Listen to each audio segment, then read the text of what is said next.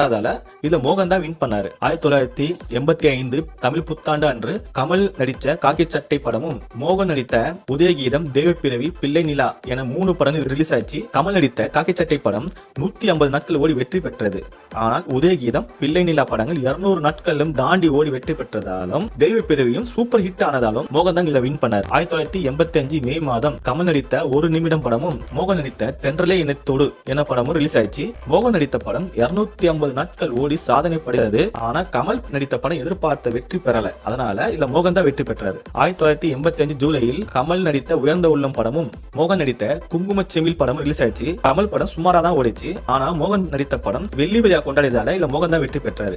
1985 செப்டம்பர்ல மோகன் நடித்த இதய கோவில் படமும் கமல் நடித்த மங்கம்மா சபதம் படமும் ரிலீஸ் ஆச்சு. மோகன் நடித்த படம் 200 நாட்கள் ஓடி சாதனை படைச்சது. கமல் நடித்த படம் ஓடல. அதனால இதுல மோகன் தான் வின் பண்ணாரு. 1987 ஜனவரியில கமல் நடித்த காதல் பரிசு